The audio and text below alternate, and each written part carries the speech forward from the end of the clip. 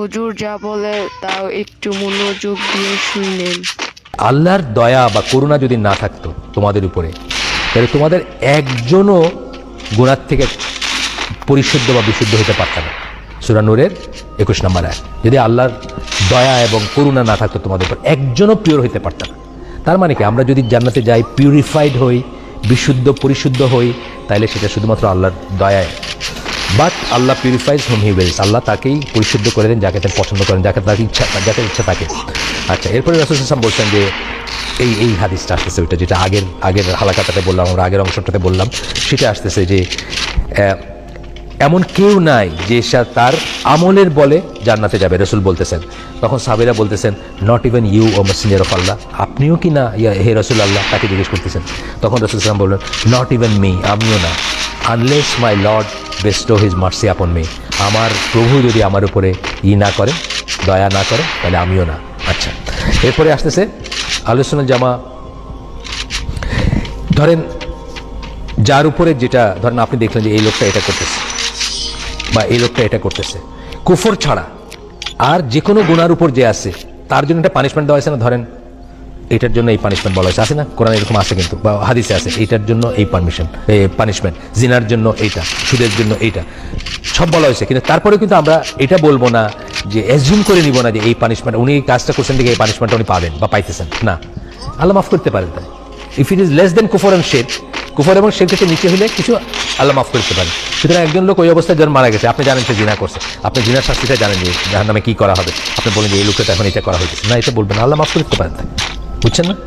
যদি না স্পষ্ট কুফর এবং স্পষ্ট শিরকের উপর মারা গিয়ে থাকে, যদি না সেলফ প্রক্লেম কাফের হয়। অনেক মানুষ আছে বাংলাদেশে যারা বলছে যে যারা বিশ্বাস, বই লিখে গেছে আমার অবিশ্বাস, আপনারা তো জানেন যারা পড়াশোনা করেন, বই আছে আমার অবিশ্বাস, এটুকু বই লিখে গেছে, এটা নিজে আত্মস্বীকৃত কাফের, সেটার কথা অন্য। এটাই বলতেছেন অ্যাপার্ট ফ্রম কেসেস অফ কুফর ওয়ের কুফর ইজ ইমপ্লাইড। আচ্ছা, তারপরে আমরা কিন্তু এটা বলবো না কখনো যে তারা এটা। তো এইখানে কেন বলতেছেন এই কথাটা, এই দলিলটা কি? সূরা জুমারের 53 নম্বর আয়াত, যেখানে বলতেছেন বলো, রাসূলকে বলতেছেন বলো, কাকে বলবে? আমাদেরকে বলতেছেন যে হে আমার, বলো হে আমার বান্দারা, মানে আল্লাহর বান্দা, তাদেরকে বলতেছেন যারা সীমা লঙ্ঘন করছো, নিজের বিরুদ্ধে সীমা লঙ্ঘন করছো, নিজের বিরুদ্ধে মানে নিজের উপর জুলুম করছো, নিজের উপর জুলুম করছি আমরা। এটা তো কোরআনিক রিটরিক আর কি, যখন বলে যে নিজের উপর জুলুম করা মানে নিজের উপরে নিজেকে ধ্বংস করছো। আসলে তো নিজের গুনাহ মানে কি নিজেকে ধ্বংস করা না, নিজের গুনাহ মানে নিজেকে ধ্বংস করা। আচ্ছা, তারপর বলতেছেন যে নিরাশ হয় না, আল্লাহর দয়ায় নিরাশ হয় না।